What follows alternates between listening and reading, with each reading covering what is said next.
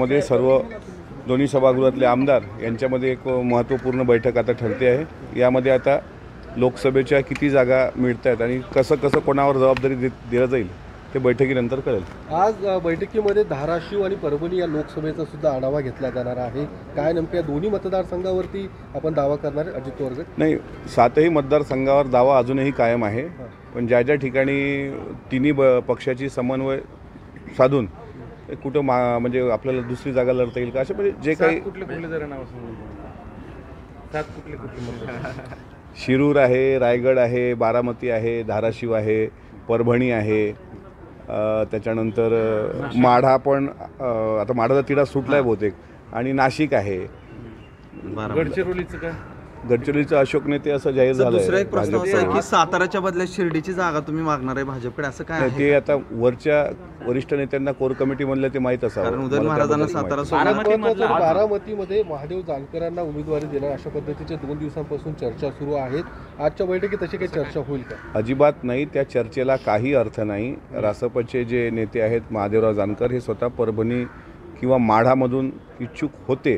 आदरणीय पवारसाहेबांनी पण त्यांना माढा देण्याचं सांगितलं पण होतं, ते त्यांनी बोलून पण दाखवलं, पण बारामती लोकसभा ते लढवतील यात ह्या सगळ्या कपोलकल्पित कथा आहेत। जाणीवपूर्वक आमच्यातलाच एक गट जो आहे तो अशा प्रकारच्या कंड्या पेरतोय की जेणेकरून तिथलं वातावरण डिस्टर्ब व्हावं। मात्र बारामतीमध्ये सुनेत्रा वहिनी पवार ह्याच राष्ट्रवादी काँग्रेस पक्षाच्या थांबायला तयार नाही आहेत। तुमच्यात सुद्धा 2 गट आहेत, तुमच्यात सुद्धा गटबाजी आहे का बाहेर गेलेलं काय नेमकं? आमच्या पक्षाच्या वेटिंगवर असलेला, अरे तुम्हाला सोप्या भाषेत सांगतो ना, तुतारी गट। आता काय तो आमचा गट नाही आहे, तो तुम्ही आमच्यातले म्हटलं म्हणून थोडी गडबड झाली। राष्ट्रवादी काँग्रेस पक्षाच्या बाहेर, स्कोपच्या बाहेर असलेले। शिवथरे थांबायला तयार नाहीत अजून, शिवथरे लढण्यावर ठाम आहेत की? लोकशाहीमध्ये प्रत्येकाला निवडणूक लढवण्याचा अधिकार असतो, ते थांबायला तयार नसतील तर शेवटी मला तर त्यांच्या तब्येतची फार काळजी आहे की ते असं का वागतायत। एकतर त्यांना किडनीचा पण आजार आहे, ते हायपर पण होत आहेत, आणि ज्यावेळेस माणूस असा हायपर होतो, परिवारात वैफल्यग्रस्त असतो, त्यावेळेस अशी विधानं होतात। त्यांनी निवडणूक लढवावी। मागच्या वेळेस तरी डिपॉझिट वाचलं होतं, यावेळेस ती पण वाचणार नाही, हे तुम्हाला शाश्वती देतो। किडनी त्यांची दादांवरच खराब झाले असं ते वारंवार सांगतायत, किंवा त्या ठिकाणी दादांवरच त्यांचं टार्गेट जे आहे ते दादा आहेत। असं आहे, शिवतारे काही महिन्यांपूर्वी शिवतारेंचं दादांबद्दलचं स्टेटमेंट बघा, मीडियानेच ते दाखवलं आहे, आणि जाणीवपूर्वक त्यांना बोलून जर तो आसुरी आनंद घ्यायचा असेल तर त्यांनी तो घ्यावा। पण अचानक शिवथरे एवढे काय हे झाले, मी सांगितले त्याचं उत्तर काल। शिवतारेची एवढी अवकातच नाही की तो एवढा बोलेल।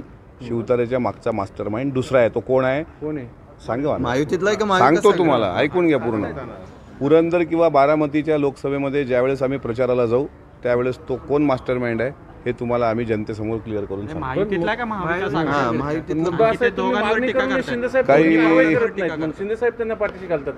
काही गोष्टी गुलदस्त्यात ठेवा, काही गोष्टी गुलदस्त्यात ठेवा।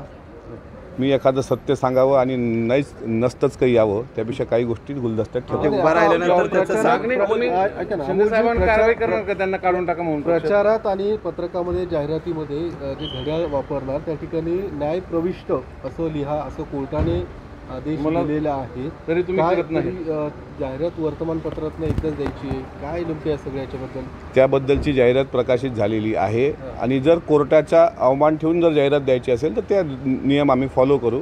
मात्र एका गटाने जाणीवपूर्वक ट्विटद्वारे लक्ष ठेवणे, पवारसाहेबांचा फोटो वापरतात का वगैरे वगैरे अशा काही गोष्टी ज्या ट्विटद्वारे दाखवल्यात, आम्ही कोर्टाच्या सर्व नियमांचं पालन केलं आणि घड्याळ्या चिन्हावर आम्ही लढणार। बारामतीमध्ये अजित पवारांविरोधात जो पवार कुटुंबीय आहे ते आता समोर येताना का शर्मिला पवार सुद्धा बोललेले आहेत। असं आहे, मी सांगितलं ना, आता फक्त घरातले सर्व संपले, आता वॉचमन, गेटकीपर, कूक, गाई वासरं, गोठे हे सगळे स्क्रिप्ट लिहून आणतील तुम्ही, ती कितीही आणा ना, कितीही चक्रव्यूह तुम्ही आखलं तरी बारामतीचा नागरिक हा बारामतीचा परिवार आहे। तुम्ही एक गोष्ट लक्षात घेतली का, इतक्या खालच्या पातळीवर हे सर्वजण उतरलेले असताना सुद्धा सुनेत्रा वहिनी, त्यांचे दोन्ही मुलं पारदादा असतील किंवा जयदादा असतील किंवा स्वतः अजितदादा यांनी संयम सोडलेला नाही, अगदी शांतपणे ते आपलं काम करत आहेत। अजित पवारांना एकटं पाडलं जाते असं दिसते। बारामतीची जनता जोपर्यंत सोबत आहे तोपर्यंत दादा एकटे पडण्याचा प्रश्न येत नाही।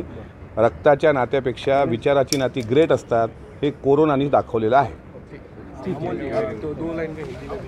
इधर आइए।